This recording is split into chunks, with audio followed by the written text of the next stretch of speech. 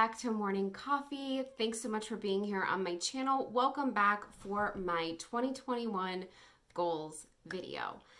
I think we all can agree that it is a very exciting time to get out of 2020 and enter into a new year. As a goal setter and a planner, I absolutely love the new year. It's such an exciting time, and it's just such a great opportunity to pause, reflect, and really think about what would make your life better. And that opportunity brings such hope, right? You think about, wow, if I do all these things, like, look how amazing my life would be. Look how much closer I would be to the life that I want to live. And I know that 2020 wasn't what we wanted, and it's going to carry over into 2021, but that doesn't mean that you shouldn't make a plan. It means more than ever, plans are important. I think we all learned that we need to be flexible, but at least this year, we're heading into it already knowing what we might expect. When we were into 2019, looking forward to 2020, we were just kind of like, we had no idea that anything was going to happen, but now you're more knowledgeable, you're stronger, you're more resilient, you have a better handle on what might get thrown at you this year. And so 2021 still deserves thought and intention from you about what you want for this year. I am going to be using the Makselife 2021 planner to plan out my goals. As many of you know, Day Designer is the planner that I use daily, but they don't have any sort of goal setting sections for monthly or quarterly or weekly goals, and that is what this planner is going to be for me. I did a whole video on the Makselife Planner. I'm going to link it up here so you can get a full unboxing and flip through of the planner so you get a better idea of what I'm talking about with the goal setting pages, and then obviously you'll see me go through them here in this video. If you like videos about planning and organizing and goal getting, this is the perfect channel for you to subscribe to. Please go ahead, hit that subscribe button so that you don't miss all of the really awesome beginning of the year, new year content that will be coming out here in my channel in January. Okay guys, I'll take you into the planner and show you how I use the pages to set my goals. The first thing that I did was put my name into my new planner. If you're a planner person, you understand how exciting this is. There's a little space here also to put like your email and phone number in case somebody finds your planner, which I thought was really great. So Makselife has a bunch of directions in the front of the planner, and it sounds really nerdy, but I actually find there's a lot of value in reading through any sort of instructions that they might put in your planner. You're going to find little pieces and little nuggets of information that you can use to help you use the planner to its most effective. So I know it sounds nerdy, but read the directions. The next section is the compass, the life compass exercise, where you sort of use an assessment to rate the satisfaction that you have in different areas of your life. There's a 2-page questionnaire, and there is a bunch of statements at the top that you rate yourself on, like how strongly you agree or disagree. So I wrote the key on the top of the assessment pages just so that I could remember it. But essentially, 1 means it does not apply, and 10 means it strongly applies. So you use that scale to rate yourself in the different categories that Makselife has for goals.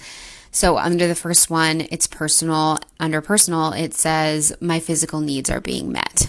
So I put a 10 for that one. I do strongly agree that my physical needs are being met. So you sort of work your way through the entire assessment using that scale, and you just fill in the prompts. And then what you need to do is calculate an average score by adding up the totals you gave yourself, dividing them by 8, which is the number of questions to give you an average. I'm not going to lie to you people, I used my computer to do the math because math isn't my strong suit. So I went ahead and did the math on a computer to give myself a score in each of the 8 areas. Then you go back to the compass tool and you shade in the number that you assigned yourself for that category. So in personal, my score was 9, which is actually pretty good. very high out of 10.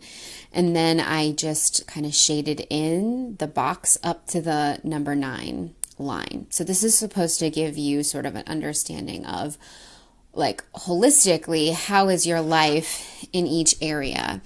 Their belief is that, each area in your life severely impacts all the rest. And so it's kind of nice to see your life as a whole piece. I did end up going in and flipping back and forth to get the right score so that I could highlight and put them all in. But I did find this to be an interesting exercise. I have to say that I pretty much could have told you going in which categories I thought were going to be high and which were going to be low. So it didn't necessarily tell me anything I didn't know. But it was a worthwhile exercise after all. And then I did write the score that I got in each section on this compass itself, just so I didn't have to flip back and forth throughout time. The next section was all about setting your intentions for the year. And I loved this page. It was sort of like a journaling exercise in a way, because it just sort of prompted you with questions. You didn't kind of have to think of it on your own. If you're not used to freeform journaling, it might not be something that you like. And so this was kind of a nice way that you could think back on life and sort of what you're hoping for in the next year. So there were questions such as, what could I use more of in my life? What could I use less of? Which habits would you like to develop this year?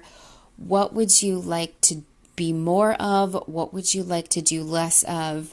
What will you let go of? What will you embrace? So I thought that those were really thought-provoking questions, yet pretty simple and easy to work your way through. So you can always pause this and take a look at the questions and fill them out for yourself for the year. I think that that would be a really great exercise. I also picked a word of the year. I've done this the last couple of years, and it's nice that they incorporate that into this planner. My 2021 word of the year is elevate. And underneath it asks what that word means to you. And I said that I will rise above the immediate busyness of life to a perspective that is higher thinking, more all-encompassing, and that represents the next level of who I am. So this page I thought was really good. You get to use your word and your theme to sort of incorporate those into the rest of your year. On the next page, it gave you a whole blank page where you could sort of brainstorm your goals. And I definitely did appreciate this because I'm someone that I'm not just going to come up with my goals right away. I kind of go through a process. What I thought was interesting in the planner, in one of their direction sections, they talked about stretch goals, progress goals, and then maintenance goals, the different kinds of goals, depending on how big, how much time it would take you to work on all those goals. So I divided this page into those 3 sections, and I got out my color coordinated markers to each of their sections. I love a good color coordination situation. I can't lie. And so I had a marker for each of the sections color coded to the way that they were in the planner already. And then I used those markers to write down goals in different sections. So I'm writing down a personal goal here, so I wrote it in the gold color. This page ended up looking kind of crazy by the end. It was messy and just kind of all over the place. I started running out of space. So it's not perfect, but I kind of view it as sort of like a note-taking section that I could use to get to the goals. So this was sort of designed to be the workspace and not be perfect. So I think next year, if I use a Makselife again, I might divide it into grids and boxes. That might look more clean and more easy. But for now, this works. It was just my workspace. And then they have a set of pages where you can write out your goals in each area. So they gave you a brainstorm, then they give you a half a page for each of your goal sections, which I really liked as well. Okay, so then I started to take a look at my goals and what I really wanted to do. And I'll admit, I cheated in a little bit. I used my bullet journal to sort of brainstorm things around my goals. I don't have to tell people, my planner people this, but I don't like writing things in the planner and then erasing or putting white tape over or anything, especially in a goal section. Like, I just want that to look so clean and pristine and official so it looks organized. And so I drafted out my goals in my bullet journal. I used the same 4 sections of the Makselife to kind of brainstorm. And then I used another page just to kind of break them down a little bit more. So if you are like me and you like your planner to look very pristine, you can always use another piece of paper to draft everything out. And a bullet journal or a notebook that you have at home is the perfect way to apply the same principles of this planner, even if you don't have the planner. You can make your own planner. That's essentially what a bullet journal is. It's a blank sheet of paper that you can make into whatever spread you want it to be. So don't let not having a goal planner stop you. Use this video. You could also use the Artist of Life workbook style that I've shared on my channel before. I'll link that up here, and put it in your own notebook, and you can go through these exercises, which I think is so, so, so powerful. So there we go. And then, so after I drafted everything out, then I put them into the real planner. What I liked about the planner also is that they had a focus for each of the 8 areas. So you could kind of write down like a theme for each of the 8 goal areas. And I really like that. Michelle B is one of my favorite YouTubers, and she talks about theming your projects and naming them to help you feel a little bit more close to them, sort of help you identify them and get attached to them. So I put a theme by each of the 8 goal sections, which I thought was really fun. In each section, I ended up writing goals, habits, and projects in 3 different columns for each category. This just helped it break it down in my mind a little bit. So here on the screen are some of the goals that I'm working on for 2021. I wanted to keep them general enough here to maintain my privacy, but I also wanted to give you some ideas on what goals you might want to work on for the year. These are the things I'm actually most excited about. I feel like habits really drive so much of our lives and our success. So these are the habits that I'm going to try and grow into my life this year. And then I also have a list of projects that I want to get through. Now, I certainly don't expect to get through all of these. This isn't like a checklist necessarily. It's just more a list of these are the things that I want to work on. There you have it, you guys. Those are the goals that I'm working on in 2021. They are in my Makselife Planner, and every month during my monthly plan with me videos, you'll be seeing me use this layout to track my goals on a quarterly, monthly, and weekly basis, which I'm really excited about. So make sure you subscribe to this channel so that you see me using the tools in this planner throughout the entire year.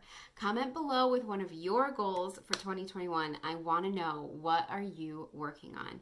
Thank you so much for watching this video. I hope you have a great rest of your day.